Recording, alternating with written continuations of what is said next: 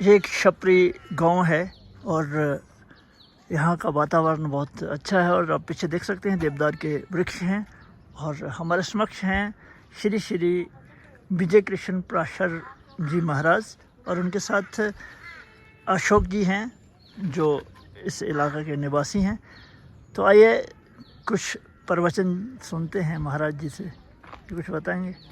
बिल्कुल बताएंगे, क्योंकि आज हम छपरी मैया के आए हैं। मतलब कि यह देवी लोगों की कुल देवी भी है। खैर देवी कोई भी हो, वो अपने कुल की रक्षा करती है, तो हम सब उनके कुल के ही होते हैं ना। मैया के ही हम बच्चे हैं, माँ के बच्चे हैं, तो ये हमारी कुल देवी हो जाती है। ये हमारी कृपालु ने होती है, दयालु ने होती है, दीपा, ये सब कुछ माँ तो माँ है। माँ कैसी भी हो, माँ हमेशा दूसरों के लिए दयावानी होती है। कहा जाता है, मुझे एक बात याद आ रही है कि एक चोर था, बड़ा भारी चोर था। उसने अपना बहुत बड़ा नाम बनाया था।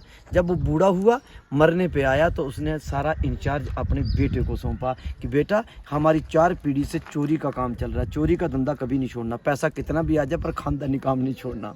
तो उसने कहा बेटा तुझे मैं चोरी के कुछ गुण सिखाना चाहता हूँ जिससे हमारी पीढ़ी दर पीढ़ी ये काम चलेगा। तो बोले क्या गुण है? बोले सबसे पहली शिक्षा मंदिर नहीं जाना, और दूसरी शिक्षा कि पुलिस अगर पकड़ ले कितना भी पीटे मारना कभी नहीं, और तीसरी शिक्षा दी सत्संग कभी नहीं सुनना। और बोले अगर सत्संग कहीं हो तो उधर से कान में उंगली लगा के निकल जाना, सत्संग का एक भी शब्द कान में नहीं पड़ने देना। तो वो बड़ी अच्छा इसी तरह से चलता, पिता की शिक्षा पे चल रहा था। एक बार उसने किसी राजा के जहाँ पे चोरी की, चोरी करते ही वो पकड़ने लगा, पुलिस उसके पीछे लग गई, राजा की सेना पीछे लगी, भगे भगे जा रहा। उसने माल भी फेंक दिया। उन्होंने कहा नहीं अब माल को छोड़ो, अब चोर को नहीं छोड़ेंगे। अब क्या हुआ कि जैसे तैसे मारे चोर ने अपना आप बचाने के लिए, एक सत्संग हो रहा था, वो सत्संग में घुस गया अपना बचाने के लिए। तो आगे क्या हुआ कि सत्संग हो रहा था, उसको बात याद आ गई कि पिता ने कहा था कि सत्संग जहाँ हो रहा वहाँ पे कान में उंगली डाल देना। तो जब तक कान में उंगली डालते डालते एक शब्द कान में पड़ गया कि देवताओं की परछाई नहीं होती, तो इतने में उसने कान में उंगली डाली और कथा में बैठ गया। अब कथा में बैठ गया, चलो बाद में वो पकड़ा भी गया, उसे पुलिस पकड़ के भी ले गई।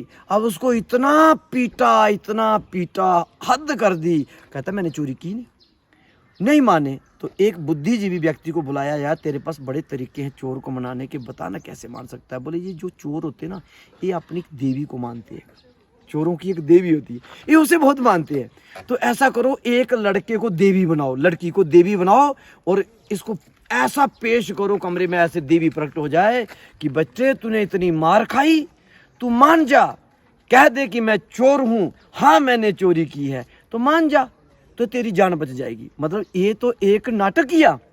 एक किसी को देवी बनाया, उसको सोया हुआ था, धीरे से कमरे के अंदर देवी को प्रकट किया, और देवी ने आकर जयकार लगाया, बच्चे मान जा, ये पुलिस तुझे जिंदा मार देगी, मैं तुम्हारे कुल की देवी हूं, मान जा, कह दे मैंने चोरी की है। अब जब उसने माँ को देखा तो देखा परछाई नहीं है, क्योंकि उसने सत्संग सुना था ना कि देवताओं की परछाई नहीं होती। अब उसकी परछाई पड़ रही है, तो चोर जान गया कि ये कोई हेरा फेरी है पुलिस की। तो उसने कहा नहीं देवी मैंने चोरी नहीं की है, माना नहीं, परंतु मेरे कहने का मतलब यह है कि एक सत्संग का शब्द ने उसकी जान बचा ली। ये सत्संग का प्रभाव है, ये देवताओं का प्रभाव है, ये अच्छी संगत का प्रभाव है। इसलिए कहते हैं जित आसनो जित संगो जित मासो जितेंद्रिया। अच्छी सत्संग, अच्छा संग, अच्छे काम करने से मनुष्य का भविष्य उज्जवल बनने लगता है। जयकारा छपरी मैया का, बोल सांचे दरबार की जय।